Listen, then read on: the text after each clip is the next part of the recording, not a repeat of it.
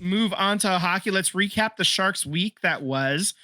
Tyler and Sam had them winning versus the Blue Jackets, and that did happen 2-1 in overtime.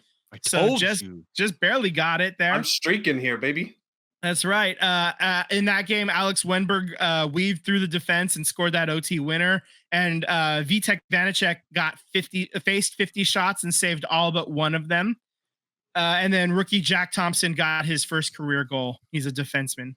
Then they follow it up on Thursday, a game that your boy Vinny G was at. They take the L 5-2 versus Minnesota. That was Hockey Fights Cancer night. Minnesota had 2 goals overturned on review for offsides in that game. So that it could have been a whole lot worse than 5-2. Macklin Celebrini got 2 goals in that game, though, and that's the first brace, to use a soccer term, in his career. He joins Will Smith as the only current on this roster Sharks players that have 2 goals in one game. That's right. And then also he joins a list of Patrick Marleau and Jeff Friesen as teenagers in Sharks history to have 2-goal games. Let's just play a quick little game. One of those 2 players did it multiple times. Was it Jeff Friesen or Patrick Marleau? Jeff Friesen.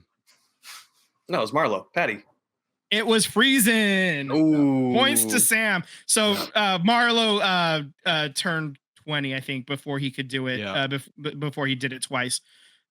Jeff Friesen got the job done twice. So Macklin Celebrini is going to have a chance. Part of that on I heard part of that on the broadcast when they were reading some stats. Yeah. So fun facts. Okay, so then we move on to Sunday. They play in New Jersey. They get the 1-0 win. Mackenzie Blackwood, 44 save shutout. I mean, good God, And then Nico Sturm got that one goal, got the lone goal. That game for Blackwood has caught eyes of the Colorado Avalanche. They are considering some trade options for him. Kicking the tires a little, yeah. Mm-hmm. I'm not mad about that. That's the only reason why he and frankly Vitek Vanacek are here. Like, that's the reason those guys are here, is to bring trade value at this point. And then once one of those guys gets moved, that's when Askarov gets the call. So yep. I mean, they're already selling Askarov jerseys at the Shark Tank. Like, he's not on the team right now. He's at the Barracuda, but they are selling Sharks Askarov jerseys.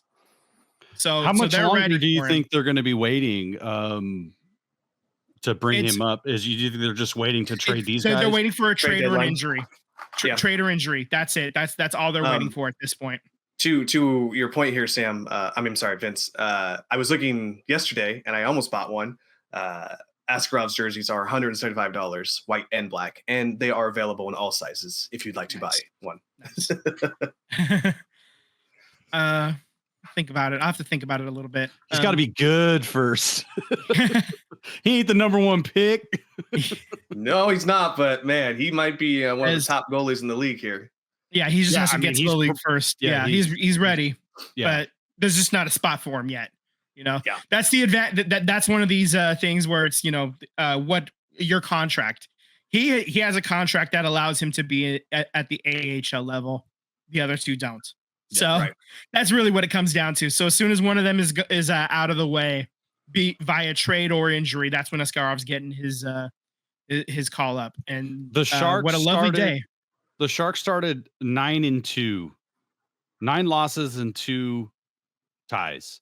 They are now 5-9-2. It doesn't look so bad now. I mean, like 9-2, you were terrified.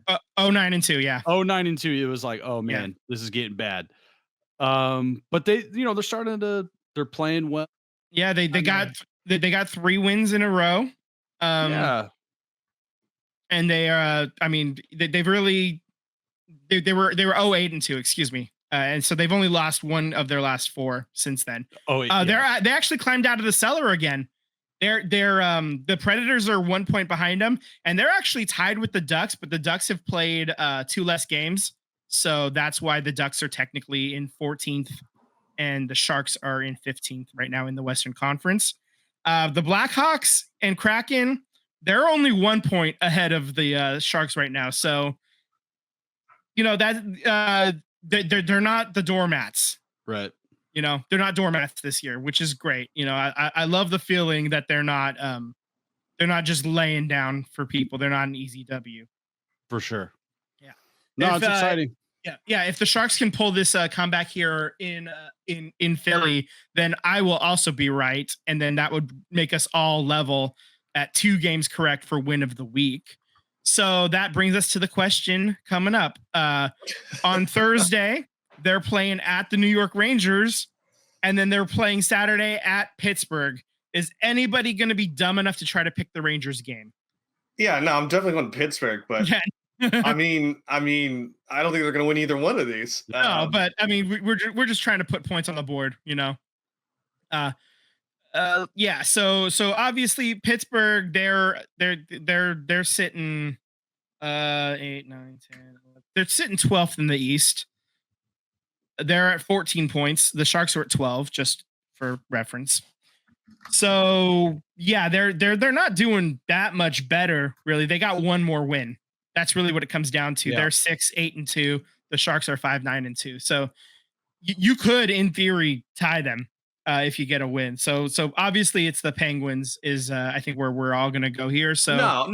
I'm gonna go. Wait, the Rangers? yeah, at the Rangers. The Rangers are current 9-3. yeah, 9 wins, 3 losses. The Are only we in New York?